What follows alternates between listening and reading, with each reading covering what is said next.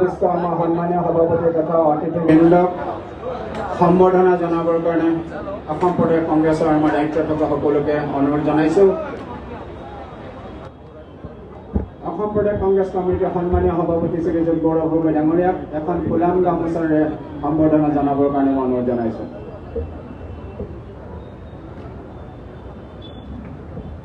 আমাৰ সন্মানীয় SLP leader শ্ৰীযুত দেৱব্ৰত শইকীয়া ডাঙৰীয়াক এখন ফুলাম গামোচাৰ সম্বৰ্ধনা জনাবৰ কাৰণে অনুৰোধ জনাইছোঁ। সন্মানীয় সাংসদ প্ৰদ্যুৎ বৰদলৈ ছাৰক এখন গামোচাৰ সম্বৰ্ধনা জনাবৰ কাৰণে অনুৰোধ জনাইছোঁ। আমাৰ দুগৰাকী সন্মানীয় বিধায়ক আছে আব্দুল ৰহিম ডাঙৰীয়া আৰু নন্দিতা দাস ডাঙৰীয়া, দুয়োগৰাকীকে গামোচাৰ সম্বৰ্ধনা জনাবৰ কাৰণে অনুৰোধ জনাইছোঁ। আমাৰ ৰিপুণ বৰা ডাঙৰীয়া তেখেতে সম্বৰ্ধনা নালাগে বুলি কৈছে। আমাৰ মাজত অলপ পিছতে শ্ৰীযুত ভূপেন বৰা ডাঙৰীয়া আহি উপস্থিত হ'বই। আমাৰ APMCৰ মহিলা কংগ্ৰেছৰ সভানেত্ৰী মীৰা বৰঠাকুৰ ডাঙৰীয়ানীক এখন ফুলাম গামোচাৰে সম্বৰ্ধনা জনাবৰ কাৰণে অনুৰোধ জনাইছোঁ। সেৱা দলৰ সভাপতি দীপ বায়ন ডাঙৰীয়াক এখন ফুলাম গামোচাৰ আদৰণি জনাবৰ কাৰণে অনুৰোধ জনাইছোঁ। আমাৰ সম্বৰ্ধনা অনুষ্ঠানটো ইয়াতে এতিয়া সময়ৰ কাৰণে স্থগিত ৰাখিছোঁ। আমাৰ মাজত আজি ভাৰতীয় জনতা পাৰ্টীৰ প্ৰাক্তন বিধায়ক কাৰ্তিক সেনা সিনহা ডাঙৰীয়াই আজি আমাক যোগদান কৰিব। আমাৰ অৰ্কাশিষ চলিহা ডাঙৰীয়াৰ লগতে কেইবাশ মানুহে আজি যোগদান কৰিব। ডক্টৰ অমৃত কুমাৰ কালুৱাৰ ডাঙৰীয়া আমাৰ লগত যোগদান কৰিব। যোৱাবাৰ বিজেপিৰ পৰা শদিয়াৰ পৰা প্ৰতিদ্বন্দ্বিতা কৰা গোপাল প্ৰধান ডাঙৰীয়া আমাৰ লগত যোগদান কৰিব। আমাৰ লগত আমাক যোগদান কৰিব বাদশাহ উৰাম ডাঙৰীয়া ঢেকীয়াজুলি। জইন কৰিব বিজেপিৰ ষ্টেট এক্সিকিউটিভ কিষাণ মৰ্চাৰ শ্ৰী চান্দি দাস সেনা ডাঙৰীয়া। যোগদান কৰিব শ্ৰী নিহাৰ ৰঞ্জন গগৈ ডাঙৰীয়া, তেখেত national youth executive member NPP। Join কৰিব আমাৰ সন্মানীয় এডভকেট নৱজ্যোতি কোঁৱৰ ডাঙৰীয়া। যোগদান কৰিব আমাৰ সদৌ অসম খ্ৰীষ্টান ঐক্য মঞ্চৰ বহুকেইগৰাকী ব্যক্তি, তাৰ ভিতৰত ইমানুৱেল বেনিয়া তাঁতী, তপব্ৰত ভূঞা, অজয় কুমাৰ নিহিম, হেৰল শ্যাল, সুমিত সোনা, নৰেন সোনা, জাবু টাকৰি, মনোজ ৰবি দাস, তৰুণ কন্দা, সঞ্জয় বাগ, মঞ্জুৰ আলী, লুকাছ ডাঙৰীয়া। তাৰপাছত আছে শোচন চৰাংগী আছে, বিদ্যুৎ স্বৰাজ ডাঙৰীয়াকে প্ৰমুখ কৰি আমাৰ অৰ্কাশিষৰ লগত আছে বহুখিনি মানুহ। তাৰে মই কেইজনমানৰ নাম কৰিছোঁ কাৰণ তেওঁ কেইবাখৰো বুলি কৈছে।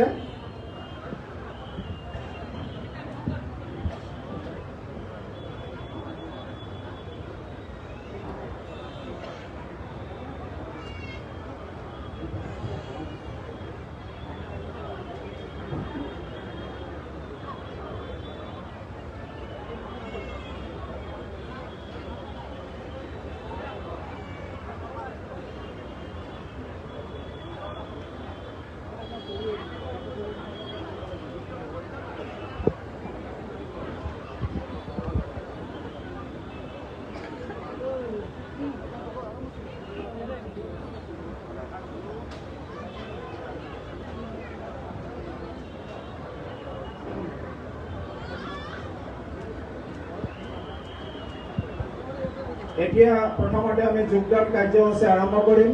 মই যিকেইগৰাকী ব্যক্তিৰ নাম ইয়াত ঘোষণা কৰিম তেওঁলোকে আমাৰ সভাপতি মহোদয়, মঞ্চত থকা জ্যেষ্ঠ কংগ্ৰেছ নেতাসকলে তেখেতলোকক আদৰণি জনাব কংগ্ৰেছ দললৈ আমাৰ কংগ্ৰেছৰ মাৰ্বল আৰু কুটিৰে। মই প্ৰথমতে ভাৰতীয় জনতা পাৰ্টি দলৰ আমাৰ প্ৰাক্তন বিধায়ক শ্ৰী কাৰ্তিক সেনা সিনহা ডাঙৰীয়াক মই মঞ্চলৈ আদৰণি জনাইছোঁ। কাৰ্তিক সেনা সিনহা ডাঙৰীয়া।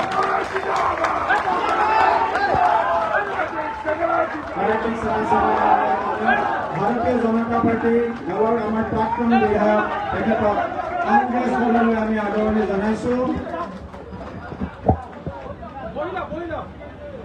ইয়াৰ পাছত বিজেপি দলৰ যোৱাবাৰ শদিয়াৰ পৰা প্ৰতিদ্বন্দ্বিতা কৰা গোপাল প্ৰধান ডাঙৰীয়াক সাজু হৈ থাকিবলৈ অনুৰোধ জনাইছোঁ।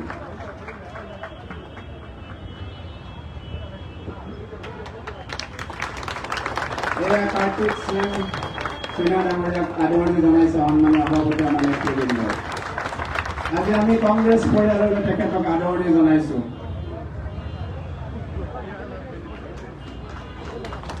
ইয়াৰ পাছত আমাৰ বিজেপি যোৱাবাৰ সদিয়াৰ পৰা প্ৰতিদ্বন্দ্বিতা কৰা প্ৰাৰ্থী বিজেপি দলৰ গোপাল প্ৰধান ডাঙৰীয়া কংগ্ৰেছ দলত যোগদান কৰিবৰ কাৰণে আমি আদৰণি জনাইছো। মঞ্চলৈ আগবাঢ়ি আহিবৰ কাৰণে অনুৰোধ জনাইছে ইয়াৰ গোপাল প্ৰধান ডাঙৰীয়া। যোৱাবাৰ তেখেতে বিজেপিৰ পৰা সদিয়াৰ পৰা তেখেতে প্ৰতিদ্বন্দ্বিতা কৰিছিল।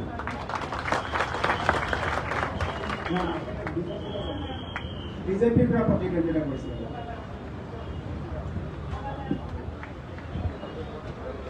ইণ্ডিপেণ্ডেণ্ট আছিল।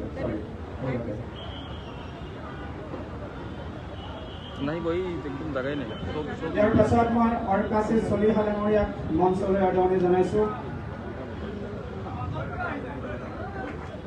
অৰকাশী চলিহা ডাঙৰীয়া মঞ্চলৈ আহক।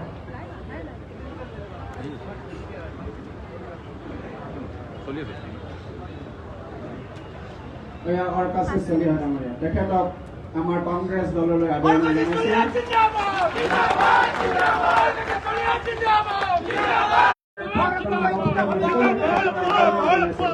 ডক্টৰ অমিত কুমাৰ কালুৱাৰ ডাঙৰীয়া,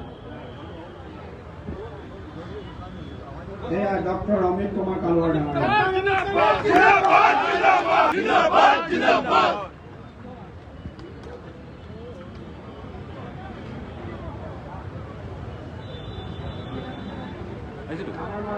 আহি আমাৰ প্ৰাক্তন সভাপতি শ্ৰী ভূপেন কুমাৰ বৰা ডাঙৰীয়া উপস্থিত হৈছে।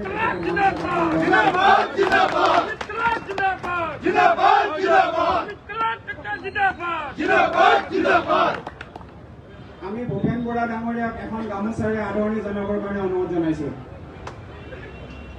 আমাৰ অসম প্ৰদেশ কংগ্ৰেছ কমিটিৰ প্ৰাক্তন সভাপতি শ্ৰী ভূপেন কুমাৰ বৰা ডাঙৰীয়াক এখন গামোচাৰে সম্বৰ্ধনা জনাবৰ কাৰণে অনুৰোধ জনাইছো। ইয়াৰ পাছত আমাৰ বাচ্চা ওৰাং ডাঙৰীয়া আজি কংগ্ৰেছ দলত জইন কৰিব, কিন্তু তেখেতে আনুষ্ঠানিকভাৱে জইন কৰিব 12 তাৰিখে ওদালগুৰিত, কিন্তু তথাপিতো আমাৰ দলৰ পতাকাৰে তেখেতক আদৰণি জনাব খুজিছো। থিয় হৈ নমস্কাৰ দি দিয়ক, থিয় হৈ নমস্কাৰ দি দিয়ক।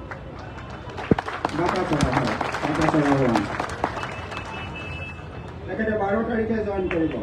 আৰু তেখেতৰ লগত আহিছে চান্দি দাস সাহা ডাঙৰীয়া। চান্দি দাস সাহা ডাঙৰীয়া কংগ্ৰেছ দলত জইন কৰিব। তেখেত বিজেপিৰ ষ্টেট এক্সিকিউটিভ মেম্বাৰ কিষাণ মৰ্চাৰ।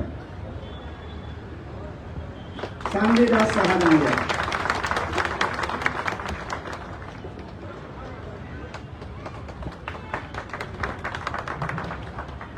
মই ইয়াৰ পিছত আন ব্যক্তিসকলকো নিমন্ত্ৰণ জনাব গৈছো, আপোনালোকে আগবাঢ়ি আহিব। শ্ৰী নিহাৰ ৰঞ্জন গগৈ ডাঙৰীয়া, তেখেত national youth executive member NPP নিহাৰ ৰঞ্জন গগৈ ডাঙৰীয়া।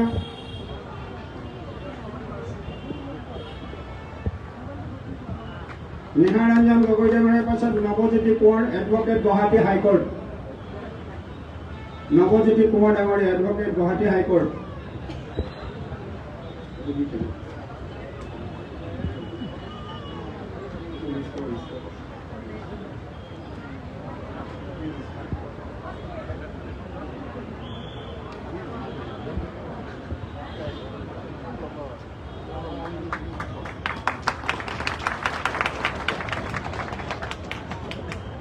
ইয়াৰ পাছত মই সদৌ অসম খ্ৰীষ্টান ঐক্য মঞ্চৰ ব্যক্তিসকলক নিমন্ত্ৰণ কৰিব কৈছো। ইমানুৱেল ধনিয়া কাটি, ইমানুৱেল কাটি, তপব্ৰত ভূঞা, ইমানুৱেল কাটি, তপব্ৰত ভূঞা, আপোনালোক মঞ্চৰ ফালে আগবাঢ়ি আহিব।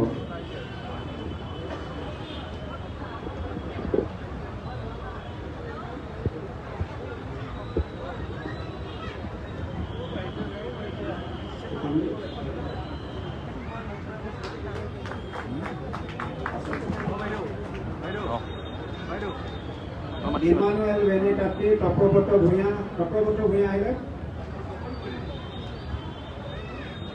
অজয় কুমাৰ নিহিম, অজয় আহি পোৱা নাই এতিয়াও। হেৰল্ড চিয়াল, হেৰল্ড চিয়াল, হেৰল্ড চিয়াল ডাঙৰীয়াক মঞ্চলৈ আমি নিমন্ত্ৰণ জনাইছো। হেৰল্ড চিয়ালৰ পাছত আমি সুমিত সোণা ডাঙৰীয়াক নিমন্ত্ৰণ জনাইছো। সুমিত সোণা, নৰেন সোণা আগবাঢ়ি আহিব, মঞ্চৰ ফালে আগবাঢ়ি আহিব। নৰেন সোণা, নৰেন সোণা ডাঙৰীয়া আহিছেনে? জবু টাকৰি ডাঙৰীয়া মঞ্চলৈ আহিবলৈ অনুৰোধ জনাইছোঁ। মনোজ ৰবি দাস আহি পোৱা নাই তেখেত। তৰুণ কন্দা ডাঙৰীয়া মঞ্চৰ ফালে আগবাঢ়ি আহক। আমাৰ সন্মানীয় সভাপতি তথা মঞ্চত উপবিষ্ট নেতৃবৃন্দৰ পৰা তেখেতে আমাৰ দলীয় মাৰ্ফলাৰে তেওঁলোকক আদৰণি জনাইছে। সঞ্জয় বাগ আছেনে? মঞ্চৰ ফালে আগবাঢ়ি আহিব। মঞ্জুৰ আলী লুকাছ ডেমকা।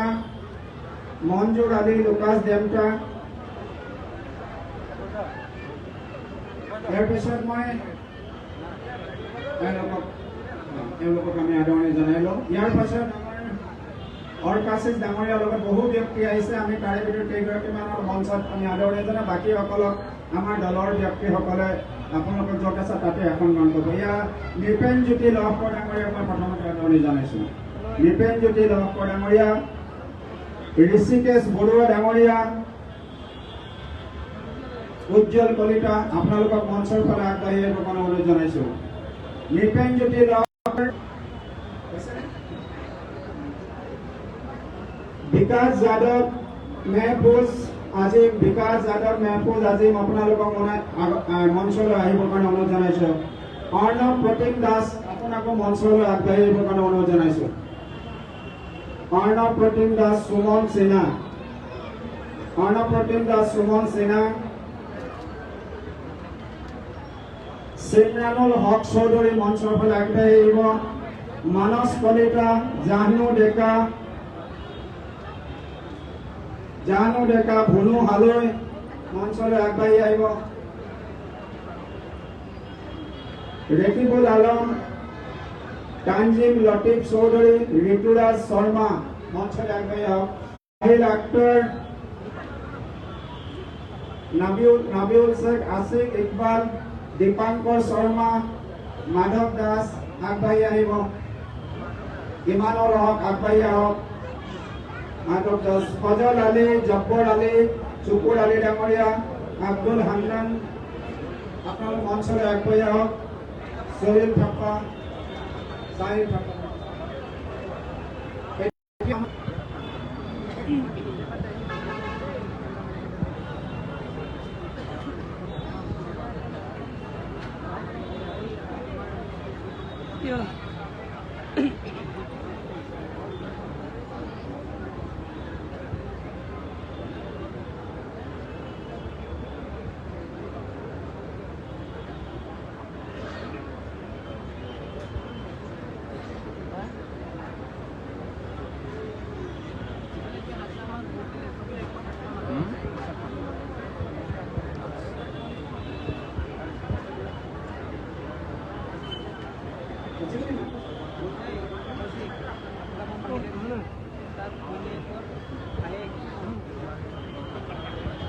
আমি বাকীসকলক পিছত আমাৰ নেতৃবৃন্দই আপোনালোকক আদৰণি জনাব।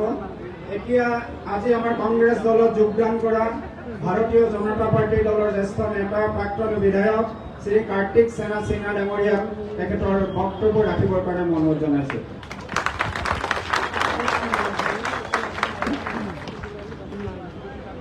কাৰ্তিক সেনা সিনহা ডাঙৰীয়াক তেখেতৰ বক্তব্য আগবঢ়াবৰ কাৰণে অনুৰোধ জনাইছোঁ।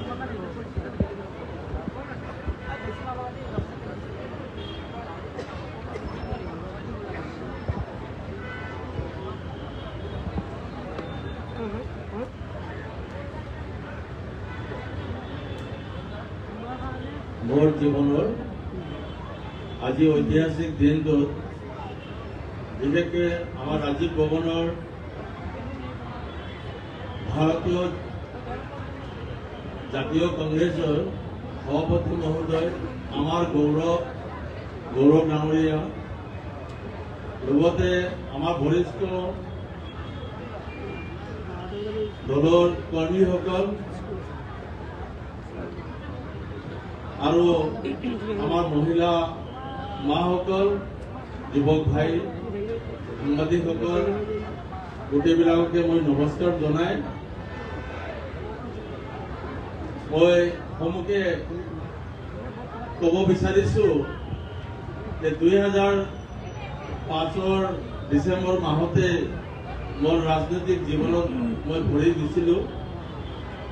মই জন্ম হোৱা ঠাই অসম, ত্ৰিপুৰা, মিজোৰামৰ বৰ্ডাৰ, লগতে বাংলাদেশ বৰ্ডাৰ, আৰু ভাষা শিক্ষাৰ পৰা লগাই যাতায়াতৰ পৰা লগাই বা চৰকাৰী যিবিলাক নাকি সুবিধা হ'ব লাগে এইবিলাকৰ পৰা লগাই আমি পুৰা জংঘলত থকাৰ নিচিনাই আছিলোঁ। খালী ভৰিৰে প্ৰায় 3-4 কিলোমিটাৰ খোজকাঢ়ি পেলাই স্কুলত যোৱা সেই গাঁওখনৰ পৰা মই এক কৃষক ফেমিলিৰ পৰাই মই বিলং কৰোঁ। মই অৰুণাচল প্ৰদেশত ব্যৱসায় বাণিজ্যত মুক্ত আছিলোঁ, আৰু তাতেও মোৰ বন্ধুবৰ যিবিলাকে কংগ্ৰেছ দল কৰি আছিলে সিহঁতৰ লগত মোৰ ভাল সম্বন্ধ আছিলে। আৰু আমাৰ মৰমৰ স্বৰ্গীয় তৰুণ গগৈদেউ মই অৰুণাচলৰ পৰাই অহা যোৱাত তেখেতৰ লগত মই মানে তেওঁৰ মৰমটো পাইছিলোঁ। আৰু ভাৰতীয় জনতা পাৰ্টিৰ পৰা বিধায়ক 2006তে হ'লো। সেই সময়তে ভাবিছিলোঁ যে মই ভাৰতীয় জনতা পাৰ্টিৰ MLA, মই অপজিশ্যনৰ MLA কাম কৰিব পাৰিম না নাই, ৰাজ্যত কিবা কৰিব পাৰিম না নাই। কিন্তু আমাৰ মহান তৰুণ গগৈদেউ মোক কেতিয়াও কিবা এটা কাৰণে যদি মই ওচৰত যাওঁ তেতিয়াও মানা কৰা নাই। সদায় মৰমতে তেখেতে যেনেকুৱা সৰল আৰু ডাঙৰ অন্তৰেৰে মোক মৰম কৰিছিলে সেইবোৰ দিন কেতিয়াও আমি পাহৰিব নোৱাৰি। আৰু বিশেষকৈ মই যিটো জাতিত জন্ম হৈছোঁ, এই বিষ্ণুপ্ৰিয়া মণিপুৰী সমাজ আৰু মণিপুৰী সমাজ, আমি কংগ্ৰেছৰ তাৰ প্ৰতি আমাৰ কৃতজ্ঞতা গোটেই সমাজৰ ফালৰ পৰা। কাৰণ মই যদিও বিধায়ক বিৰোধী দলৰ আছিলোঁ, ভাৰতীয় জনতা পাৰ্টিৰ ফালৰ পৰা যিবোৰ ৰাইজক আশা বা ভৰসা দিছিলে সেইবিলাক কৰিবৰ কাৰণে মোৰ সাহস নাছিলে সেই সময়ত। কিন্তু মোৰ দেউতাৰ নিচিনাই তৰুণ গগৈদেউৰ সহায় মই বহুতখিনি কৰিব পাৰিছোঁ বুলি আশা মানে নিজকে মই বিশ্বাস কৰোঁ। ডেভেলপমেণ্ট কাউন্সিলৰ পৰা লগাই ভাষা শিক্ষক, এই সৰু এটা মাইক্ৰ' মাইনৰিটি কমিউনিটিটো 149 জন টিচাৰ এপইণ্টমেণ্টৰ পৰা লগাই আৰু OBC তালিকাত যুক্ত কৰাৰ পৰা লগাই বহুতখিনি জাতীয় কাম কংগ্ৰেছ ফালৰ পৰাই কৰি দিয়া হৈছে। এই আমাৰ কংগ্ৰেছ মই বিশেষকৈ এটা বিশ্বাস আছিলে যে ভাৰতীয় জনতা পাৰ্টি সবকা সাথ সবকা বিকাশ যিটো নাৰাজি মানুহক বিভ্ৰান্ত কৰি পেলাই মিছা কথাৰে প্ৰলোভিত কৰি ভোট লৈ ক্ষমতাত অহাৰ পিছত আৰু এইখিনি গোটেই মিছা হৈ গ'ল। আমি ৰাইজে এতিয়া আমি বুজি পাইছোঁ আৰু কংগ্ৰেছ দলত যোগদান কৰি দলক শক্তিশালী কৰি পেলাই অহা দিনত আমাৰ গৌৰৱ ডাঙৰীয়াৰ নেতৃত্বত আমি অসমৰ ৰাইজক এটা শান্তি আৰু প্ৰগতিৰ এটা ৰাস্তা দিব পাৰিম বুলি মোৰ ভৰসা। ক'বলগীয়া বহুত আছিলে, কিন্তু মই আজি এই যোগদান প্ৰক্ৰিয়াত আৰু বহুত আমাৰ বক্তা আছে, আমাৰ মোৰ বৰিষ্ঠ নেতাবিলাক আছে, সেয়ে মই আৰু দীঘলীয়া নকৰোঁ। ইমানেই আছে, বৰ্তমান চৰকাৰ মুখ্য যে আমাৰ মুখ্যমন্ত্ৰী হেমন্ত বিশ্ব ডাঙৰীয়া, তেওঁ নিজৰ মতেই সংবিধান এৰি পেলাই, আইন কানুন এৰি পেলাই নিজৰ মতেই যিবিলাক বকি থাকে বা যিবিলাক কৈ থাকে সেইবিলাক এটা মুখ্যমন্ত্ৰী হৈ পেলাই জমা নিদিয়ে।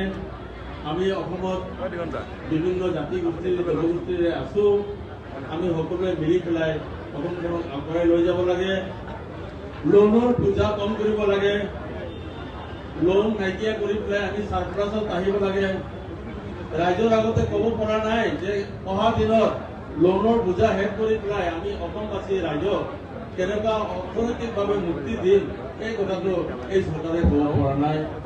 আচল পইণ্ট ৱাইজ কথা নামতাকে মানুহ বিভ্ৰান্ত কৰি অকল যাতে ভোটৰ ভোট আধাৰ যিবিলাক ৰাজনীতি চলি আছে এইটো আমাৰ বিপদ আনিব, আৰু এই বিপদৰ পৰা ৰক্ষা কৰিবৰ কাৰণে আমি সকলোৱে কংগ্ৰেছৰ লগত যোগদান দি কংগ্ৰেছ দলৰ চৰকাৰ আনি আমি অসম ৰাজ্যৰ তথা আমি গোটেই ভাৰতবৰ্ষক আমি আগুৱাই লৈ যাম আশা ৰাখি উপস্থিত সকলোৰে মই আৰু নমস্কাৰ প্ৰণাম জনাই মই সংক্ষিপ্ত বক্তব্য শেষ কৰিলোঁ। জয় হিন্দ।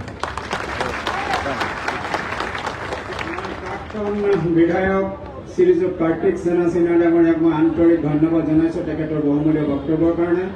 ইয়াৰ পাছত আমাৰ বক্তব্য ৰাখিব, কিন্তু তাৰ সমান্তৰালভাৱে আৰকাশী চলিহা ডাঙৰীয়াৰ লগত যি শতাধিক যুৱক যুৱতী আহিছে গুৱাহাটীৰ, তেওঁলোকক আমাৰ অসম প্ৰদেশ কংগ্ৰেছৰ ছেক্ৰেটাৰীসকল মৌচুমী, মুন্মী দত্ত, দেৱিকা, উমেশ, মাইনাজান, মিলি, ৰচন্তকে আদি কৰি তেওঁলোকৰ বহি থকা আসনত আমাৰ দলীয় মাৰ্ফলাৰ টুপি দি আদৰণি জনাব। আৰু গুৱাহাটী চিটি ডিষ্ট্ৰিক্টৰ আমাৰ সন্মানীয় সভাপতি স্বপন কুমাৰ দাস আৰু তেওঁলোকৰ বিষয়ববীয়াসকলে আপোনালোকক কংগ্ৰেছ দললৈ আদৰণি জনাব। মই এতিয়া আমাৰ মাজত উপস্থিত থকা আমাৰ দলত যোগদান কৰা ডক্টৰ অমিত কুমাৰ কালুৱা ডাঙৰীয়াক তেখেতৰ বক্তব্য আগবঢ়াবৰ কাৰণে অনুৰোধ জনাইছোঁ। ডক্টর অমিত কুমার কালুয়া डांगरिया। नमस्कार और धन्यवाद। पहले मैं मंच में उपस्थित मेरे प्यारे भैया गौरव दा को सादर प्रणाम जनाता हूं, और मंच में उपस्थित जो बड़े नेता हैं यहाँ पे कांग्रेस दल के, सबको मेरा सादर प्रणाम। मंच पे उपस्थित, मंच से नीचे उपस्थित जो यहाँ पे जनगण है, जो मंच के जो हमारे कांग्रेस के कार्यकर्ता है, जो कांग्रेस के वेल विशर्स है, सबको मेरा सादर प्रणाम। मैं डॉक्टर अमित कलवार कछार डिस्ट्रिक्ट से हूँ। सिलचर मेडिकल कॉलेज में मैं असिस्टेंट प्रोफेसर के हिसाब से था। 2023 में मैंने रेजिग्नेशन दिया। मुझे बहुत सोशल सर्विस करने का मन था, क्योंकि मुझे मेरे खून में पॉलिटिक्स है। मेरे पिताजी कांग्रेस के बहुत ही बड़े एक्टिव वर्कर थे बोरखला एरिया में, वो जेपीसी कैंडिडेट भी थे, और बहुत हमारे जो कांग्रेस नेता थे सब लोग ही उनको पहचानते हैं वहाँ पे बराक वैली में। सो मेरे खून में है, तो मैं को अपना एरिया के लिए, मेरे को अपने स्टेट के लिए, मेरे को अपने देश के लिए कुछ करना है। यही मोटिव से मैं अपने जिला के साथ मिला गौरव से, और उन्होंने मुझे वेलकम जनाया, और मेरे जैसे आदमी को इस मंच में आने के लिए और यहाँ पे आके इस ज्वाइनिंग प्रोग्राम में इस ऐसा माहौल में ज्वाइनिंग करने के लिए मैं आज अगर फिर से धन्यवाद ज्ञापन करता हूँ। मैं एक चीज बोलना चाहूंगा कि हम लोग जो भी जाति धर्म से हो, लेकिन हमारा मोटो एक ही है कि हमको अपना देश का, अपना एरिया का और अपना असम का उन्नति चाहिए। इसके लिए हमको जो करना पड़ेगा हम करेंगे। और मैं अपना आज इस मंच से एक चीज सबको आश्वासन देता हूं कि आपने जो आज मुझे ज्वाइनिंग कराया कांग्रेस दल में, अब ये आपको मैं कोई कंप्लेंट का मौका नहीं दूंगा। मैं अपना तरफ से जी जान लगा दूंगा हमारे कांग्रेस दल को उठाने के लिए। मेरा जितना मैं एक चीज बोलूंगा, मैं और एक चीज है कि इम्पोर्टेंट चीज, मैं गार्डन इलाका का रहता हूँ। मैं वहाँ पे दुधपातिल गाँव था, बोरखला दुधपातिल हाथीछड़ा गार्डन, वहाँ से मैं बिलोंग करता हूँ। तो मेरा गार्डन में बहुत लोग यहाँ पे आए हैं। मैं और चीज बोलना चाहूंगा, जो बीजेपी वर्तमान की सरकार है वो गार्डन एरिया के लिए बहुत सारे अनाउंस कर रही है, लेकिन वो सब लॉलीपॉप है। वो सब हमारे लिए गार्डन का इलाका का कोई उन्नति नहीं हो रहा है। तो हम लोग कोशिश करेंगे कि हमारे गार्डन इलाका का भी बहुत उन्नति हो, और मैं अपना जी जान लगाऊंगा अपने गार्डन का इलाका के लोगों के लिए कि जितना हो सके मैं उन लोगों के लिए कर सकूं। और बाकी जो हमारे दूसरे समुदाय के लोग सबका डेवलपमेंट हो, सबका सब एक साथ बढ़ेंगे, तभी हमारा देश आगे बढ़ पाएगा, हमारा स्टेट आगे बढ़ पाएगा। यही बोलते हुए मैं संक्षिप्त वक्तव्य अपना खत्म करता हूँ। जय असम, जय कांग्रेस, जय भारत। धन्यवाद।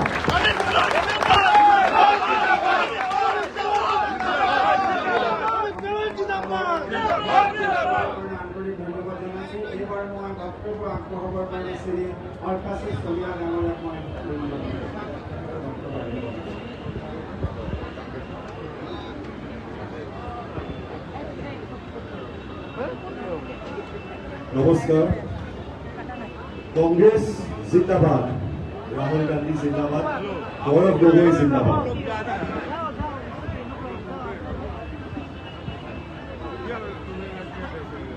পোনপ্ৰথমে মই ধন্যবাদ দিব খুজিছোঁ অসমৰ গৌৰৱ আমাৰ সকলোৰে মৰমৰ আৰু শ্ৰদ্ধাৰ ইউথ আইকন আৰু deputy leader of the opposition Indian parliament আৰু অসম প্ৰদেশ কংগ্ৰেছ কমিটিৰ সন্মানীয় সভাপতি গৌৰৱ গগৈ ডাঙৰীয়া মঞ্চত উপবিষ্ট আমাৰ leader of the Assam assembly বিৰোধী দলপতি দেৱব্ৰত শইকীয়া ডাঙৰীয়া আমাৰ প্ৰাক্তন APCCৰ সভাপতি ভূপেন বৰা ডাঙৰীয়া আমাৰ সাংসদ জ্যেষ্ঠ সাংসদ প্ৰদ্যুৎ বৰদলৈ ডাঙৰীয়া আৰু আমাৰ ইয়াত উপস্থিত কংগ্ৰেছৰ জ্যেষ্ঠ নেতৃবৃন্দ মোৰ সতীৰ্থসকল জ্যেষ্ঠসকল আৰু কনিষ্ঠসকলক মই সকলোকে মোৰ আন্তৰিক ধন্যবাদ আৰু কৃতজ্ঞতা জ্ঞাপন কৰিছোঁ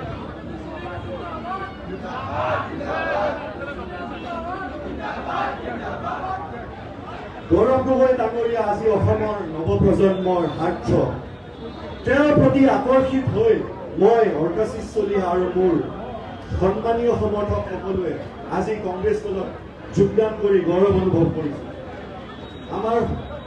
আমাৰ সকলোৱে আপোনালোক সকলোৱে জানে আমাৰ প্ৰাণৰ শিল্পী মহামানৱ দেৱীগড় জুবিন গড় ডাঙৰীয়াৰ দুৰ্ঘটনাত আমি মৰ্মাহত আজি অসম চৰকাৰক আমি অনুৰোধ কৰিছোঁ যে গৰিমা বৌ আৰু জুবিন গৰ্গৰ 3.5 কোটি অনুৰাগীয়ে যে ন্যায় পায়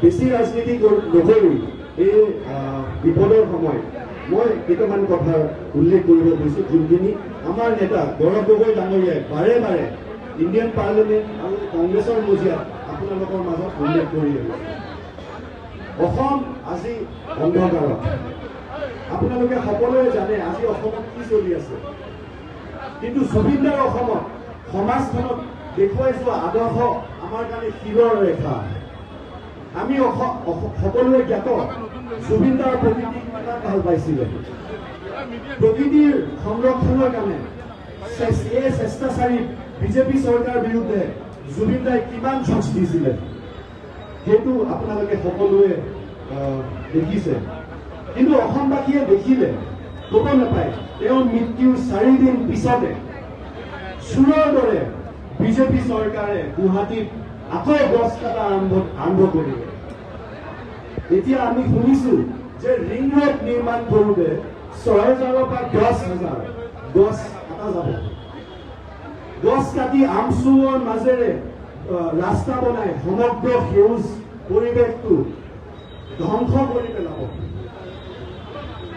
তেখেতৰ অবৰ্তমানত আমি গুৱাহাটীবাসী মহামানৱ গৰাকীৰ আদৰ্শ এনেকুৱাকৈ জীয়াই ৰাখিম নেকি তীব্ৰ প্ৰতিবাদ হ'ব কোনো পধ্যে গুৱাহাটীৰ এডালো গছ আৰু কাটিবলৈ নিদিওঁ আৰু তেওঁলোকে নোৱাৰে আমি আকৌ তেওঁলোকক বিজেপি চৰকাৰক সকীয়াই দিছোঁ যে তীব্ৰ প্ৰতিবাদ হ'ব এতিয়া গুৱাহাটী আৰু দিছপুৰবাসী ৰাইজৰ কেইটামান মূল্যৱান বিষয় আপোনালোকৰ সন্মুখত উত্থাপন কৰিব খুজিছোঁ এই গুৰুত্বপূৰ্ণ বিষয়কেইটা মোৰ নেতা গৌৰৱ গগৈ ডাঙৰীয়াই সময়ে সময়ে ইণ্ডিয়ান পাৰ্লিমেণ্ট আৰু কংগ্ৰেছৰ মজিয়াত উত্থাপন কৰি আহিছে এই জটিল সময়ত আপোনালোকক পুনৰ এবাৰ মই মনত পেলাই দিব খুজিছোঁ দিছপুৰবাসী ভূমিপুত্ৰ অসম চৰকাৰে মাটি পট্টা কেতিয়া প্ৰদান কৰিব বসুন্ধৰা 1 হ'ল বসুন্ধৰা 2 হ'ল বসুন্ধৰা 3 হ'ল কিন্তু নৰকাসুৰ পাহাৰ গণেশগুৰি তিনি টাৱাৰ লাল গণেশ বেটেলিয়ন মিচিংগাঁও জোৰাপাট পাঞ্জাবাৰী পাহাৰ সোণাইগুৰি পাহাৰ মুঠৰ 20,000 খিলঞ্জীয়া মানুহে এতিয়াও মাটি পট্টাৰ অধিকাৰ লাভ কৰিব পৰা নাই So the entire concept of Jati Mati Bheti is a farce. BJP government has made it into a farce. আমি শুনিছোঁ দ্বিতীয় কথা আমি শুনিছোঁ গুৱাহাটীত দিছপুৰত বানপানী হেনো USTNৰ পৰা হয় কিন্তু তাৰ সমাধান কি? আমি দিছপুৰবাসী ৰাইজৰ মাজত ঘূৰি জানিব পাৰিছো যে 10-15 বছৰ আগতে এইবোৰ জেগাত কৃত্ৰিম বানপানীৰ সমস্যাটো নাছিলে। লুকমেনি গাঁও, কাহিলীপাৰা, লক্ষ্মীনগৰ, চাৰ্বে, হাতীগাঁও, ভেটাপাৰা, পাঞ্জাবাৰী, যোৰাবাট, আজি ক'ত বানপানী নাই?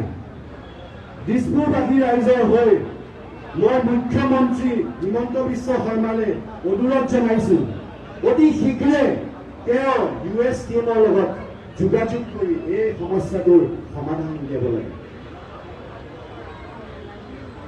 2016 ইলেকশ্যনত বিজেপিয়ে কৈছিলে ঘৰে ঘৰে ৰাইজৰ পানী দিম বুলি। যোৱা 10 বছৰে বিজেপি চৰকাৰে পাইপ পুতিয়ে আছে, ইফালে পাইপ পুতিয়ে আছে, কিন্তু গুৱাহাটীবাসী ৰাইজে এতিয়াও খোৱা পানী নাপালে। ৰাইজে প্ৰতিবাদ কৰিছিলে স্মাৰ্ট মিটাৰ এগেইনষ্টে।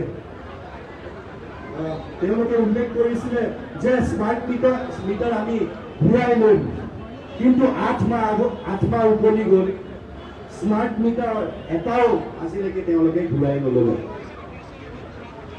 মই অসমবাসী ৰাইজৰে আপোনালোক সকলোৰে সুধিব বিচাৰিছো, এয়া এনেই অমৃতকাল নে এয়া বিকাল? বৰ বেছি দীঘলীয়া নকৰো, অসমৰ এতিয়া পৰিৱেশটো ভাল নহয়। এতিয়া বিজেপি শাসনত অসমৰ ভৱিষ্যত অন্ধকাৰময়। অসমবাসীৰ বুকুত ন্যায়ভাৱে একুৰা জুই জ্বলি আছে। এই জুই জ্বলিছে আৰু এই জুই জ্বলিব। এই চেষ্টাচাৰী, অত্যাচাৰী, অহংকাৰী, দুৰ্নীতিত লিপ্ত, অতি ভ্ৰষ্ট আৰু ক'ব নাপায়, আমি ক'ব নাপায়, কিন্তু প্ৰতিদিন সঁচা কথা, অসমৰ ইতিহাসত এই ভাৰতীয় জনতা পাৰ্টি হিমন্ত বিশ্ব শৰ্মাৰ চৰকাৰখনক, বিজেপি চৰকাৰখনক ক'লা আখৰেৰে গৰু চুৰ, ভূমি চুৰ আৰু ভোট চুৰ বুলি চিৰকালে ঘোষিত হৈ পৰিব। আমাৰ দৃঢ় বিশ্বাস আৰু এইটো হ'বলৈ গৈ আছে। 2026 আমাৰ নেতা গৌৰৱ গগৈ ডাঙৰীয়াই কংগ্ৰেছ দলৰ নেতৃত্বত ভাৰতীয় জনতা পাৰ্টিক উভৰাই পেলাব আৰু মুখ্যমন্ত্ৰীৰ শপত গ্ৰহণ কৰিব। এইটো হ'ব গৈ আছে আৰু নৱপ্ৰজন্মৰ বিশ্বাস। শেষত এই অন্ধকাৰত সময়ত মই মোৰ ককা দেউতা সেউজ কোঁৱৰ পৰাগ ঘৰ চলিহাৰ গীতৰ 2 পংক্তিৰ গৈ মই মোৰ বক্তব্য সামৰণি মাৰিছো। পোহৰ বিচাৰি যাওঁ, পোহৰ বিচাৰি যাওঁ, পোহৰ বিচাৰি যাওঁ, পোহৰ বিচাৰি যাওঁ, আন্ধাৰৰ কাল জৱনিকা ভেদি, আন্ধাৰৰ কাল জৱনিকা ভেদি, সিপাৰে কি আছে চাওঁ, সিপাৰে কি আছে চাওঁ। জয় কংগ্ৰেছ, জয় আই অসম, জয় জুবিন দা। ধন্যবাদ, থেংক ইউ। এইবাৰ জুই জেখন, এইবাৰ জুই জেখন, এইবাৰ জুই জেখন।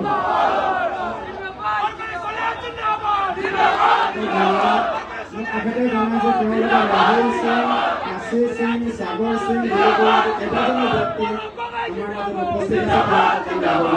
এইবাৰ মই বক্তব্য ৰাখিবৰ কাৰণে আমাৰ SLP লিডাৰ শ্ৰীযুত দেৱব্ৰত শইকীয়া ডাঙৰীয়াক মই অনুৰোধ জনাইছোঁ।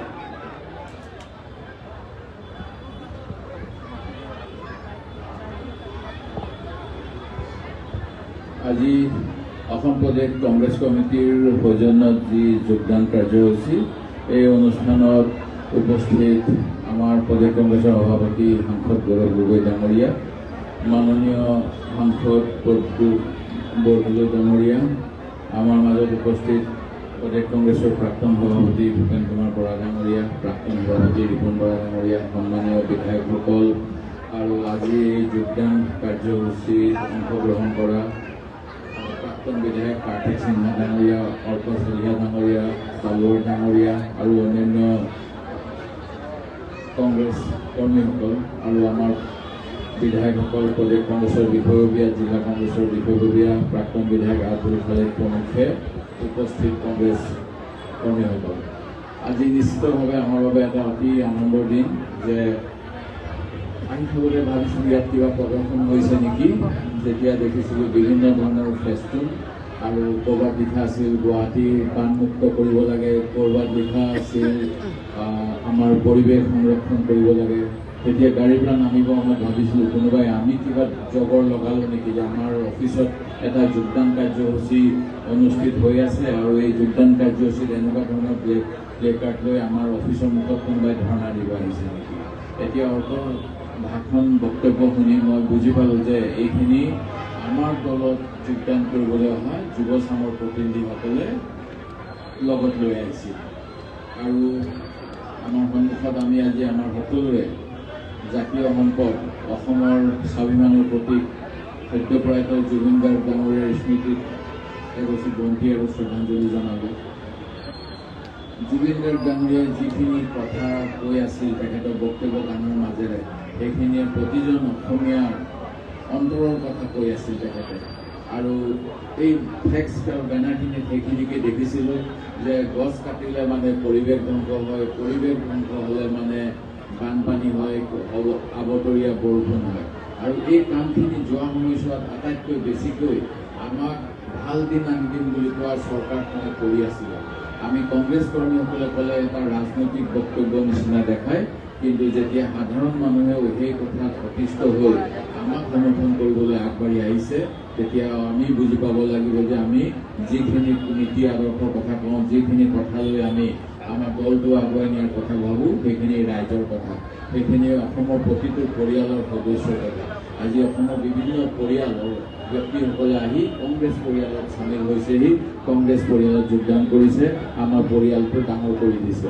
আজি বৰাকৰ পৰা হওক, ভটিয়াৰ পৰা হওক, বিভিন্ন প্ৰান্তৰ পৰা যিসকলে আমাৰ দলৰ বিৰুদ্ধে বিভিন্ন সময়ত বক্তব্য আগবঢ়াইছিল, বিভিন্ন সময়ত ভাষণ দিছিল, আমাৰ বিৰুদ্ধে জনমত সৃষ্টি কৰিছিল, আজি তেখেতসকলে আমাৰ সমৰ্থনত আহিছে।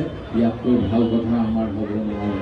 আৰু এই কামখিনি আগন্তুক সময়ত যদি আমি ভালকৈ ৰাইজৰ ওচৰলৈ আৰু লৈ যাব পাৰোঁ, নিশ্চিতভাৱে এটা ভাল দিন আমি আশা কৰিব পাৰিম। আজি জুবিন গাৰ্গৰ কথাখিনি অসমৰ তেখেতৰ মৃত্যুৰ তদন্ত যেনেকৈ চলি আছে, এই কথাখিনি বহুতেই সন্তুষ্ট হোৱা নাই। আৰু ইয়াৰ নিশ্চিতভাৱে ন্যায় পাব লাগিব, যিসকল অপৰাধী তেখেতক শাস্তি দিব লাগিব। আৰু এই কামখিনি কৰিবলৈ চৰকাৰক যেনেধৰণেৰে বাধ্য কৰিব লাগিব, সেই কামখিনি কৰিবলৈ জনগণৰ সমৰ্থন লাগিব।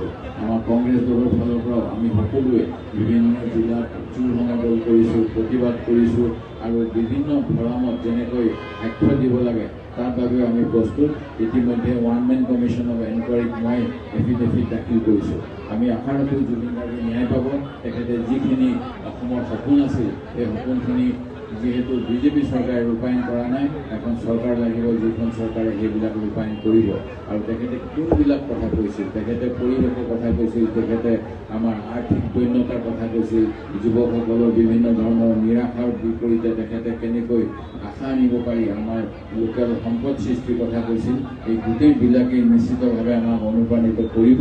আৰু আজি আপোনালোক সকলোৱে আমাৰ কংগ্ৰেছ পৰিয়ালত যোগদান কৰি আমাক শক্তিশালী কৰাৰ বাবে আপোনালোকক আমাৰ দললৈ আদৰণি জনাই মোৰ দুআষাৰ ইমানতে সামৰিছোঁ। জয় আদৰণ। অসম বিধানসভাৰ বিৰোধী দলৰ দলপতি শ্ৰী দেৱব্ৰত শইকীয়া ডাঙৰীয়াক আমি আন্তৰিক ধন্যবাদ কৃতজ্ঞতা জনাইছোঁ। এইবাৰ সন্মানীয় সাংসদ শ্ৰীযুত প্ৰদ্যুৎ বৰদলৈ ডাঙৰীয়াক তেখেতৰ বক্তব্য ৰাখিব অনুৰোধ জনাইছোঁ।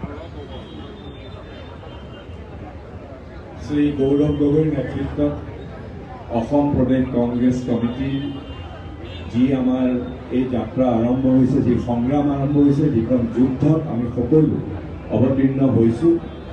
আৰু অসম প্ৰদেশ কংগ্ৰেছ কমিটি আমাৰ কংগ্ৰেছ পৰিয়ালৰ প্ৰতি আনুগত্য প্ৰকাশ কৰি আজি শ্ৰী কাৰ্তিক সিনহা প্ৰমুখে, অৰ্কশ্ৰীষ প্ৰমুখে, ডক্টৰ তালুৱাৰ প্ৰমুখে আমাৰ সকলোৱে আহি যোগদান কৰিছে। মই এই সকলোকে যিসকলে যোগদান কৰিছে, আমাৰ এই যাত্ৰাত, আমাৰ এই সংগ্ৰামত, আমাৰ এই যুদ্ধখনত অতি শক্তিশালীভাৱে কায়ো মনো বাক্যে এই সংগ্ৰামত আমাৰ লগত অংশীদাৰিত্ব লৈ, আমাৰ লগত সহকৰ্মী হিচাপে লৈ, সহ সৈনিক হিচাপে লৈ পেলাই আমাৰ লগতে এই যুদ্ধত অৱতীৰ্ণ হ'বৰ বাবে মই সকলোকে আহ্বান জনাইছোঁ আৰু কংগ্ৰেছ পৰিয়ালৰ ফালৰ পৰা নতুনকৈ নৱাগত আমাৰ যিসকল আছে সকলোকে, যিসকলে যোগদান কৰিছে সকলোকে মই মোৰ হিয়া ভৰা শুভেচ্ছা জনাইছোঁ। ধন্যবাদ। সন্মানীয় সাংসদ শ্ৰীযুত প্ৰদ্যুৎ বড়োৰ ডাঙৰীয়াক আন্তৰিক ধন্যবাদ জনাইছে। এইবাৰ মই অসম প্ৰদেশ কংগ্ৰেছ কমিটিৰ প্ৰাক্তন সভাপতি তথা কেম্পেইনিং কমিটিৰ সন্মানীয় অধ্যক্ষ শ্ৰীযুত ভূপেন কুমাৰ বৰা ডাঙৰীয়াক তেখেতৰ বক্তব্য ৰাখিবৰ কাৰণে অনুৰোধ জনাইছোঁ। আজিৰ যোগদান কাৰ্যসূচীৰ মাননীয় সভাপতি তথা আমাৰ প্ৰদেশ কংগ্ৰেছৰ সভাপতি মহোদয়, আমাৰ বিৰোধী দলপতি ডাঙৰীয়া, মাননীয় সাংসদ প্ৰদ্যুৎ বৰদলৈ ডাঙৰীয়া, মাননীয় ৰিপুণ বৰা ডাঙৰীয়া আৰু মাননীয় বিধায়কসকল, আমাৰ প্ৰদেশ কংগ্ৰেছৰ তথা আমাৰ দলৰ বিভিন্ন শাখা সংগঠনৰ নেতাসকল, আজি যোগদান কৰা ৰাজনৈতিক দল আৰু সামাজিক সংগঠনৰ বিশিষ্ট ব্যক্তিসকল, পৰম পূজনীয় ৰাইজ, সাংবাদিক বন্ধুসকল, এখন এনেকুৱা যুঁজ যিখন যুঁজত কোনো ব্যক্তি স্বাৰ্থ নাই, যিখন যুঁজত কোনো দলৰ স্বাৰ্থ নাই, যিখন যুঁজৰ প্ৰয়োজন হৈছে অসমৰ স্বাৰ্থত, যিখন যুঁজৰ প্ৰয়োজন হৈছে অসমৰ যুৱ প্ৰজন্মৰ ভৱিষ্যত ৰক্ষাৰ স্বাৰ্থত, যিখন যুঁজৰ প্ৰয়োজন হৈছে অসমৰ নিপীড়িত নিষ্পেষিত কৃষক বনুৱাসকলৰ স্বাৰ্থত। সেই যুঁজখনৰে যি পৰিকল্পনা অসম প্ৰদেশ কংগ্ৰেছ কমিটিৰ নেতৃত্বত আৰম্ভ হৈছে, তাত দৈনন্দিন নতুন নতুন যোদ্ধাৰ যি যোগদান, সেই যোগদানে নিশ্চয় আমাক সকলোকে আনন্দিত কৰিছে, আমাক সকলোকে অনুপ্ৰাণিত কৰিছে, আমাক সকলোকে উৎসাহিত কৰিছে আৰু আমি আশাবাদী যে যুঁজ যিমানে শক্তিশালী হ'ব, যুঁজ যিমানে অগ্ৰগতি লাভ কৰিব, সিমানেই আমাৰ সহযোদ্ধা বৃদ্ধি হ'ব আৰু আমাৰ দললৈ, আমাৰ এই যুঁজখনক ধং দিবৰ কাৰণে অহা, আজি অহা, কালিলৈ আহিব লগা প্ৰতিগৰাকী যোদ্ধাক আমি এই মঞ্চৰ পৰা সৰ্বান্তৰিকতাৰে আদৰণি জনাইছোঁ। মই মাত্ৰ এটা কথা কৈ যাম যে এটা সময়ত 2014 চনত যেতিয়া বিজেপিয়ে অসমত নিৰ্বাচন খেলিছিল, তেতিয়া বিজেপিয়ে কৈছিল 2 কোটি চাকৰি দিব, 15 লাখ টকা দিব। 16 চনত যেতিয়া বিজেপিয়ে ইলেকশ্যন খেলিছিল, তেতিয়া জাতি মাটি বেটিৰ কথা কৈছিল, নিবনুৱা মুক্ত, বানপানী মুক্ত, গৰাখহনীয়া মুক্ত অসমৰ কথা কৈছিল, চাহ শ্ৰমিকৰ মজুৰি বৃদ্ধিৰ কথা কৈছিল। আৰু এতিয়া বিজেপিয়ে নিজে নিজৰ ব্যৰ্থতা, নিজৰ সীমাবদ্ধতা উদঙাই দি পেলাই দুদিনমানৰ আগতে মুখ্যমন্ত্ৰীয়ে কৈছে যে অহাবাৰ যদি বিজেপি শাসনলৈ আনে আমাক চবকে মিঠাতেল দিব। ৰাইজ কথাটো চিন্তা কৰিব, এইটো বৰ সহজ কথা নহয়। আমি বিজেপিক ভোট দিছিলোঁ সংস্থাপনৰ তাগিদাত, কৃষক শ্ৰমিকৰ উপাৰ্জন বৃদ্ধিৰ তাগিদাত, স্ব জনগোষ্ঠীক জনজাতিকৰণৰ তাগিদাত, চাহ শ্ৰমিকৰ মৃত্যুৰ মুখলৈ গৈ আছে চাহ বাগানবিলাক, সেইবিলাকক পুনৰ্জীৱিত কৰাৰ চিন্তা। আৰু এতিয়া বিজেপিয়ে আমাক তৃতীয়খন চৰকাৰ বিচাৰিছে, আমাক মিঠাতেল দিয়াৰ প্ৰতিশ্ৰুতি। গতিকে আমাৰ কৰ্তব্য কি হ'ব, আমাৰ চিন্তা কি হ'ব, আমাৰ সিদ্ধান্ত কি হ'ব আৰু ইয়াৰ কাৰণে আমাৰ পৰিকল্পনা কি হ'ব, আমি সকলোৱে মিলি যদি ঠিক কৰোঁ, ময়ো নিশ্চিত যে গৌৰৱ গগৈৰ সেনাপতিত্বত আমি দিছপুৰ দখল কৰিবলৈ বেছি সময় নালাগিব। মই এইখিনিকে কৈ সকলোকে ধন্যবাদ জনাই আৰু সকলোকে আদৰণি জনাই মোৰ চমু বক্তব্য সামৰিছোঁ। বন্দে মাতৰম, জয়। অসম প্ৰদেশ কংগ্ৰেছ কমিটিৰ প্ৰাক্তন সভাপতি শ্ৰীযুত ভূপেন কুমাৰ বৰা ডাঙৰীয়াক তেখেতৰ বক্তব্যৰ কাৰণে আন্তৰিক ধন্যবাদ জনাইছোঁ। এইবাৰ আমি ইলেকশ্যন মেনেজমেণ্ট কমিটি চেয়াৰমেন তথা অসম প্ৰদেশ কংগ্ৰেছ কমিটিৰ প্ৰাক্তন সভাপতি শ্ৰীযুত ৰিপুণ বৰা ডাঙৰীয়াক তেখেতৰ বক্তব্য ৰাখিবৰ কাৰণে অনুৰোধ জনাইছোঁ। আমাৰ দলৰ সভাপতি শ্ৰদ্ধেয় গৌৰৱ গগৈ ডাঙৰীয়া আৰু ইয়াত উপস্থিত সাংসদ প্ৰদ্যুৎ বৰদলৈ ডাঙৰীয়া, ভূপেন বৰা ডাঙৰীয়া আৰু বিধায়িকাসকল আৰু অন্যান্য নেতৃবৃন্দ আৰু আজি আমাৰ কংগ্ৰেছ পৰিয়ালত যোগদান কৰা প্ৰাক্তন বিধায়ক কাৰ্তিক সেনা সিন্হাকে ধৰি সকলো আমাৰ পৰিয়ালত যিসকলে যোগদান কৰিছে, মই সকলোকে সম্বোধন কৰিছোঁ আৰু ইয়াত উপস্থিত আমাৰ কংগ্ৰেছ পৰিয়ালৰ আমাৰ সদস্যসকল সকলোৱে খুব চমুকে কৈছে যে ময়ো ব্যতিক্ৰম নহওঁ, ময়ো খুব চমুকে ক'ম। আৰু সভাপতি মহোদয়ে ইয়াৰ পিছত তেখেতৰ ভাষণৰ পিছত আমাৰ আন এখন কমিটিও আছে যে মই এইটোৱেই ক'ব খুজিছোঁ প্ৰথমতে যে আমি আমাৰ কংগ্ৰেছ কৰ্মীসকলৰ আমাৰ যিমান সভা সমিতি হ'ব সকলো সভা সমিতিতে আমি এটা নতুন সংযোজন আমি সদায় কৰিব লাগিব। এতিয়া সেইটো হৈছে কি আমাৰ নতুন শ্লোগান, সেইটো কি যে আমাৰ বাকী সব শ্লোগান থাকিব, যুঁজ এখন হ'ব থাকিব, কংগ্ৰেছৰ যিমান শ্লোগান আছে সব থাকিব, জয় আই অসম থাকিব, জয় ভাৰত থাকিব। তাৰ লগত সদায় এটা যেতিয়ালৈকে জুবিন গাৰ্গে ন্যায় নাপাব তেতিয়ালৈকে আমাৰ প্ৰত্যেকজন কংগ্ৰেছ কৰ্মীয়ে সকলো স্থানতে বক্তব্য জাষ্টিছ ফৰ জুবিন গাৰ্গ আমাৰ এটা মন্তব্য আমি ৰাখিব লাগে। আহক আমি ইতিমধ্যে এইটো আৰম্ভ কৰিছোৱেই, কিন্তু আজিৰ পৰা এইটো আমি আৰু জোৰদাৰ আৰু আমি শক্তিশালী কৰোঁ, মই এই আহ্বানটো জনাইছোঁ। দ্বিতীয় কথাটো হৈছে আজি যিসকলে যোগদান কৰিছে, ন' ডাউট আমাৰ কংগ্ৰেছ পৰিয়ালটো শক্তিশালী হৈছে, আমাৰ পৰিয়ালৰ সদস্যৰ সংখ্যা বাঢ়িছে আৰু আহিব। এতিয়া মাত্ৰ এটাই কথা, সময় আমাৰ হাতত বৰ সময় কম। এপ্ৰিল মাহত নিৰ্বাচন হ'ব। ৰাইজে সকলোৱে একমুখে বিচাৰিছে যে বিজেপিক এইবাৰ উফৰাব লাগে। এই মিথ্যাচাৰী, অত্যাচাৰী, অসম বিৰোধী, একনায়কত্ববাদী বিজেপিক এইবাৰ উফৰাব লাগে, সকলোৱে বিচাৰিছে। কিন্তু এতিয়া আমাৰ কাম হৈছে আমি উফৰাবলৈ আগবাঢ়ি যাব লাগে। লাষ্টত মোৰ এটাই কথা, আমাৰ কংগ্ৰেছ কৰ্মীসকলে এনেকুৱা এটা মনোভাৱ লওক, আপুনি ধৰি ল'লো আপুনি পানীত পৰিছে, আপোনাক সেই জেগাত পুখুৰীৰ পাৰত বচাবলৈ কোনো নাই। আপুনি কি কৰিব তেতিয়া? আপুনি অপ্ৰাণ চেষ্টা কৰিব তাৰ পৰা বাচিবৰ কাৰণে, আপুনি নিজে অপ্ৰাণ চেষ্টা কৰিব। ঠিক একেদৰে আমাৰ প্ৰত্যেকজন কংগ্ৰেছ কৰ্মীয়ে এই সংকল্পটো লওক যে মই আনৰ কথা নাজানো, মই মোৰ কথা জানো। এইবাৰ নিৰ্বাচনত মই জিকিবই লাগিব, বিজেপিক হৰুৱাবই লাগিব। মোৰ বুথত, মোৰ মণ্ডলত মই যেনেকে নহওক মই কংগ্ৰেছক জিকাই বিজেপিক পৰাভূত কৰিম। এই সংকল্পটো আমি যদি সকলোৱে লওঁ, সকলোৱে এনেকে কাম কৰোঁ, মই ভাবোঁ যে হিমন্ত বিশ্ব তেওঁ এজন হিমন্ত বিশ্ব নহয়, হাজাৰজন আহক আমাৰ কংগ্ৰেছৰ গৌৰৱ গগৈক পৰাভূত কৰিব নোৱাৰে। এই আশাৰেই সকলোকে ধন্যবাদ জনালোঁ। জয় হিন্দ, জয় আই অসম, জয় জুবিন গাৰ্গ। ইমান উৎসাহপূৰ্ণ উদ্দীপিত বক্তব্যৰ কাৰণে মই সন্মানীয় শ্ৰীযুত ৰিপুন বৰা ডাঙৰীক আন্তৰিক ধন্যবাদ জনাইছোঁ। এতিয়া আপোনালোকে বহু আশাৰে অপেক্ষা কৰি আছে আমাৰ আজি যোগদান কাৰ্যসূচীৰ আমাৰ অসম প্ৰদেশ কংগ্ৰেছ কমিটিৰ সন্মানীয় সভাপতি শ্ৰীযুত গৌৰৱ গগৈ ডাঙৰীয়াৰ বক্তব্য শুনিবৰ কাৰণে। মই সেইকাৰণে আমাৰ সন্মানীয় সভাপতি শ্ৰীযুত গৌৰৱ গগৈ ডাঙৰীয়াক তেখেতৰ বহুমূলীয়া বক্তব্য আগবঢ়াবৰ কাৰণে মই বিনম্ৰতা অনুৰোধ জনাইছোঁ।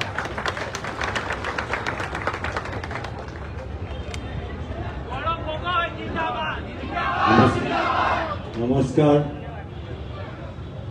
আজি এই গুৰুত্বপূৰ্ণ সভাত উপস্থিত থকা বিধায়িনী দলৰ দলপতি মাননীয় দেৱব্ৰত শইকীয়া ডাঙৰীয়া, প্ৰাক্তন প্ৰদেশ কংগ্ৰেছৰ সভাপতি, কেম্পেইন কমিটিৰ চেয়াৰমেন মাননীয় ভূপেন বৰা ডাঙৰীয়া, কংগ্ৰেছ দলৰ জ্যেষ্ঠ সাংসদ মাননীয় প্ৰদ্যুৎ বৰদলৈ ডাঙৰীয়া, মঞ্চত উপস্থিত থকা প্ৰাক্তন সাংসদ, প্ৰাক্তন প্ৰদেশ কংগ্ৰেছৰ সভাপতি মাননীয় ৰিপুন বৰা ডাঙৰীয়া, মঞ্চত উপস্থিত থকা বিধায়ক আব্দুল ৰহিম আহমেদ ডাঙৰীয়া, বিধায়িকা নন্দিতা দাস ডাঙৰীয়ানী, মহিলা কংগ্ৰেছৰ সভানেত্ৰী মীৰা বৰঠাকুৰ ডাঙৰীয়ানী, মঞ্চত উপস্থিত থকা সেৱা দলৰ সভাপতি মাননীয় দীপায়ন ডাঙৰীয়া, ইয়াত উপস্থিত থকা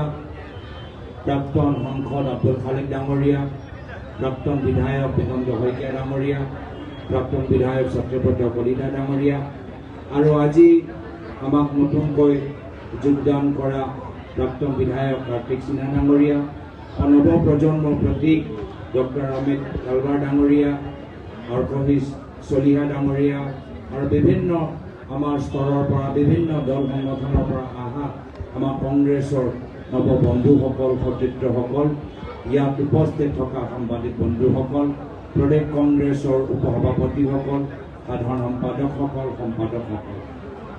আজি আমাৰ বাবে এটা গুৰুত্বপূৰ্ণ দিন আজি পুনৰবাৰ কংগ্ৰেছে এটা নতুন সাহস লাভ কৰিবলৈ সক্ষম হৈছে আৰু ইতিমধ্যে ৰাইজে আমাৰ ফালে চাই আশা কৰি আছে যে কংগ্ৰেছে যিদৰে নিজৰ শক্তি বৃদ্ধি কৰি আছে সেই নতুন শক্তি লৈ কংগ্ৰেছ দলে কেনেদৰে আগন্তুক দিনত অসমৰ নতুন এটা ভৱিষ্যত ৰচনা কৰিব আৰু সেইকাৰণে আমাক মনত পেলাব লাগিব যে আজি আমি যি ৰাজনীতি কৰি আছোঁ নিজৰ ব্যক্তিগত স্বাৰ্থৰ বাবে কৰা নাই আজি ৰাইজে ওলাই আহি আমাক মৰম আৰু আমাক আশীৰ্বাদ কৰিছে সেয়া আমাৰ নিজৰ ব্যক্তিগত উপলব্ধিৰ বাবে নহয় ৰাইজে আশা কৰিছে সেইকাৰণে মৰম কৰিছে ৰাইজ নৱপ্ৰজন্ম আমাৰ পৰা কিবা বিচাৰে সেইকাৰণে আমাক যোগ দিছে আমাৰ সচেতন নাগৰিকসকল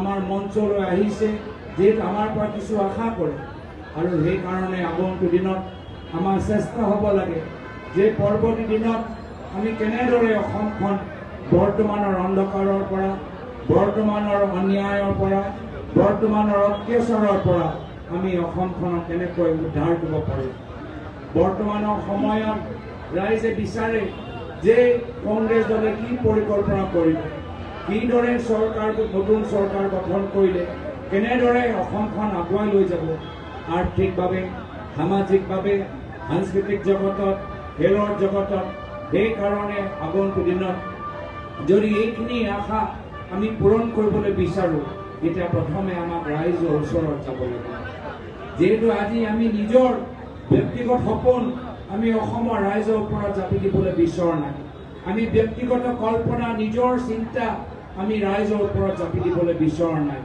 আমি ৰাইজৰ ওচৰত গৈ ৰাইজৰ মাজত কথাখিনি পাতি ৰাইজৰ সপোন ৰাইজৰ আশা ৰাইজৰ আকাংক্ষা বুজি আমি তেওঁলোকৰ সপোন আমি বাস্তৱ কৰিবলৈ বিচাৰোঁ তেওঁলোকৰ সমস্যা আমি সমাধান কৰিবলৈ বিচাৰোঁ তেওঁলোকৰ ল'ৰা ছোৱালীৰ উজ্জ্বল ভৱিষ্যতৰ বাবে আমি কষ্টৰ ত্যাগৰ বলিদান কৰিবলৈ বিচাৰোঁ সেইকাৰণে আপোনালোকে পৰৱৰ্তী দিনত দেখা পাব যে আমাৰ কংগ্ৰেছ দলৰ আমাৰ নেতাসকল ৰাইজৰ মাজত যাব আমাৰ বিধায়িনী দলৰ দলপতি দেৱব্ৰত শইকীয়া ডাঙৰীয়া ৰাইজৰ মাজত গৈ ৰাইজৰ লগত আলোচনা কৰিবলৈ আৰম্ভ কৰিব আমাৰ সাংসদ প্ৰদ্যুৎ বৰদলৈ ডাঙৰীয়া ৰাইজৰ মাজত গৈ সচেতন নাগৰিকসকলৰ লগত আমি বিভিন্ন জগতত কেনেদৰে অসমখন ভৱিষ্যত এটা ভাল দিশলৈ লৈ যাব পাৰোঁ সেয়া লৈ এটা পৰিকল্পনা সৃষ্টি কৰিব ভূপেন বৰা ডাঙৰীয়া বিভিন্ন ঠাইত গৈ বিভিন্ন দল সংগঠনৰ লগ পাই তেওঁলোকৰ ৰাজনৈতিক আকাংক্ষা কি তেওঁলোকৰ আজিৰ তাৰিখত কি মূল সমস্যা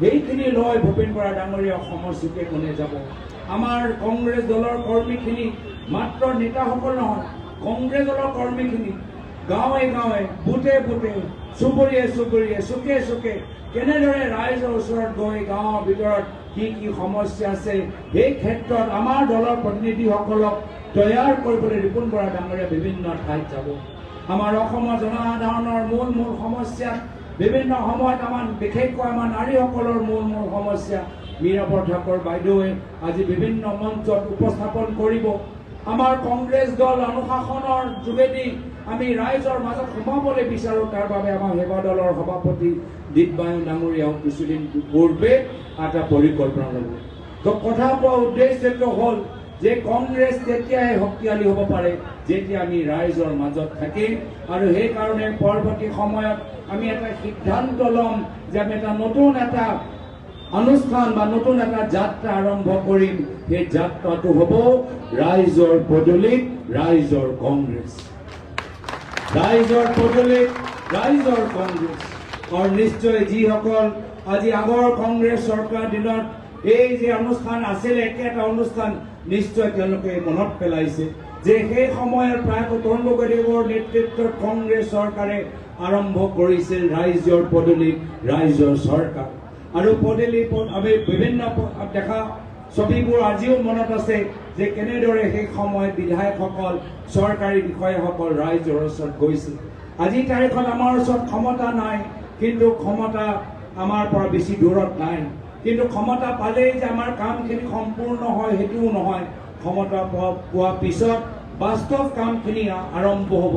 যে অসমখনৰ আজি যে ঋণ, যে আজি এটা ডাঙৰ বোজা আছে, সেই বোজাটো আমি কেনেকৈ কমাব পাৰোঁ। নিবনুৱা সমস্যা যে এটা বৃহত্তৰ সমস্যা, সেই সমস্যাটো আমি কেনেকৈ সমাধান কৰিব পাৰোঁ। থলুৱা ঠিকাদাৰ, থলুৱা দোকানী, সৰু সৰু কুটিৰ উদ্যোগ, কোঅপাৰেটিভ সমবায় সমিতিবোৰ, সেইবোৰ আমি কেনেদৰে শক্তিশালী কৰিব পাৰোঁ, তাৰ কাৰণে আমি এটা ব্লুপ্ৰিণ্ট তৈয়াৰ কৰিব লাগিব। আৰু সেইকাৰণে আগন্তুক দিনত ৰাইজৰ পদূলিত ৰাইজৰ কংগ্ৰেছ লৈ এই বেনাৰত আমাৰ বিভিন্ন দলৰ নেতাসকল চুকে কোণে তেওঁলোকে যাত্ৰা কৰিবলৈ আৰম্ভ কৰিব। এই ক্ষেত্ৰত সকলৰ সহায়, আমাৰ বিভিন্ন জিলা Congress, block Congress, cells department সকলৰ সহায় আমি কামনা কৰিছোঁ। আমাৰ বিধায়কসকলো নিজে নিজৰ সমষ্টিত গৈ কি কাম এতিয়াও কৰিবলগীয়া আছে, ক'ত ক'ত ৰাইজ আজিও আমাৰ বিধায়কসকলৰ লগত কিছু ক্ষোভ তেওঁলোকে প্ৰকাশ কৰিছে, তেওঁলোকেও বুজিবলৈ চেষ্টা কৰিব। আৰু সেইকাৰণে আমাৰ উদ্দেশ্য যে কংগ্ৰেছ যদি আমি শক্তিশালী কৰিবলৈ বিচাৰোঁ, মাত্ৰ আমাৰ নিজৰ দলীয় মঞ্চত নহয়, ৰাইজৰ মাজত গৈহে আমি নিজৰ শক্তিটো আৰু বৃদ্ধি কৰিব পাৰিম। মই বিশেষ দীঘলে ক'বলৈ বিচৰা নাই।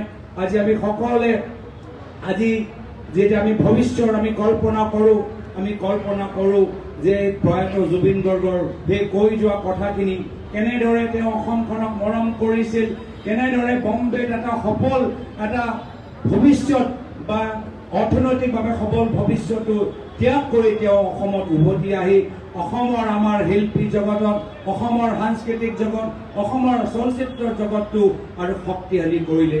কেনেদৰে তেওঁ প্ৰকৃতিক ভাল পাইছিল, কেনেদৰে আমাৰ মাজত বিভাজন বিচৰা নাছিল, ধৰ্ম নামত বিভাজন বিচৰা নাছিল, জাতি নামত বিভাজন বিচৰা নাছিল, সকলৰ মাজত শান্তি সম্প্ৰীতি বিচাৰিছিল। কিন্তু ত্যাগ আৰু বলিদান ওপৰত তেওঁ বিশ্বাস কৰিছিল। তেওঁ কেতিয়াও বিশ্বাস কৰা নাই যে আমি গোটেইখিনি অসমৰ মানুহবোৰ আমি ঘৰৰ ভিতৰত বহি থাকোঁ আৰু আমাৰ ঘৰখন চলি থাকিব। নহয়, তেওঁ সদায় বিচাৰিছিল যে আমাক কষ্ট কৰিব লাগিব, ত্যাগ কৰিব লাগিব, বলিদান কৰিব লাগিব, তেতিয়াহে গৈ আমাৰ অৰিহণাৰ যোগেদি অসমখনৰ বিভিন্ন জগতত আমি আগুৱাই লৈ যাম। আমি পাহৰি যোৱা নাই যে কেনেদৰে ভূপেন হাজৰিকা এটা বৰ অসমৰ কল্পনা কৰিছিল, যি বৰ অসমৰ ভিতৰত আমাৰ বিভিন্ন জনগোষ্ঠী জনজাতিৰ আজি আমাৰ মাজত শান্তি সম্প্ৰীতি থাকি আমাৰ অসমীয়া সমাজ, আমাৰ অসমীয়া আবেগ, আমাৰ অসমীয়া স্বাভিমান আমি কেনেদৰে ৰক্ষা কৰি আমি অসমখন আগন্তুক দিনত এটা উজ্জ্বল বা তাৰকা এটা ভাৰতৰ বিভিন্ন ৰাজ্যৰ মাজত আমি গঢ়ি তুলিব পাৰোঁ। একেৰাহে প্ৰয়াত মুখ্যমন্ত্ৰী তৰুণ গগৈদেৱ, একেৰাহে প্ৰয়াত মুখ্যমন্ত্ৰী হিতেশ্বৰ শইকীয়াদেৱ কেনেদৰে আজি ৰাজনীতিৰ পথতো গৈ কেনেদৰে অসমখনৰ মাজত সদায় একতা এটা বান্ধি আৰু অসমৰ থলুৱা আমাৰ সমাজৰ মূল তেওঁলোকৰ চিন্তাবোৰৰ ওপৰত যে গুৰুত্ব দি আছিল, এই মহান পুৰুষসকলৰ, এই মহান ব্যক্তিসকলৰ কল্পনাৰ আদৰ্শই সমান সকলে বৰ অসমৰ কল্পনা কৰিছিল।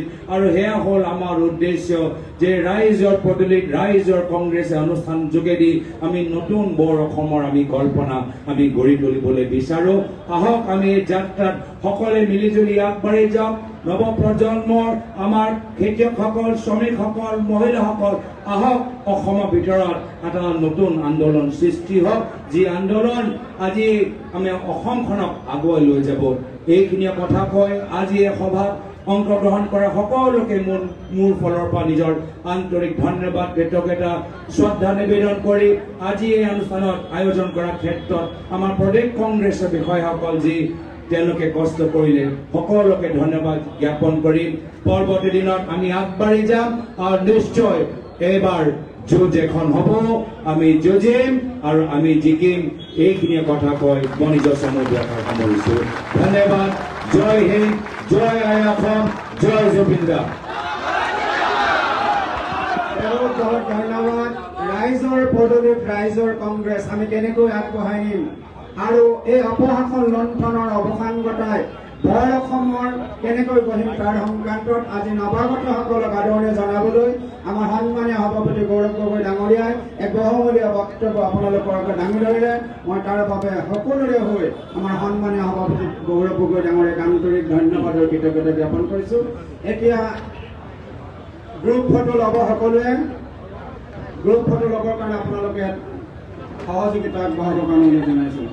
মই এইখিনিতে অসম প্ৰদেশ কংগ্ৰেছ কমিটিৰ সমূহ বিষয়ববীয়া আমাৰ সন্মানীয় সাংসদসকল, 5টা কমিটিৰ সন্মানীয় অধ্যক্ষসকল, সাংসদসকল, প্ৰাক্তন সাংসদসকল, বিধায়ক বিধায়িকাসকল, প্ৰাক্তন বিধায়ক বিধায়িকাসকল, ইয়াত উপস্থিত থকা frontal organisation cells and department, Guwahati জিলা কংগ্ৰেছৰ বিষয়ববীয়াসকল, সভাপতিসকল, উপস্থিত থকা প্ৰত্যেকগৰাকী কংগ্ৰেছ নেতা নেত্ৰী আৰু আজি যোগদান কৰা প্ৰতিগৰাকী শ্ৰদ্ধাশীল আমাৰ নৱাগত কংগ্ৰেছলৈ আন্তৰিক ধন্যবাদ আৰু কৃতজ্ঞতা জ্ঞাপন কৰিছোঁ অসম প্ৰদেশ কংগ্ৰেছ কমিটিৰ হৈ।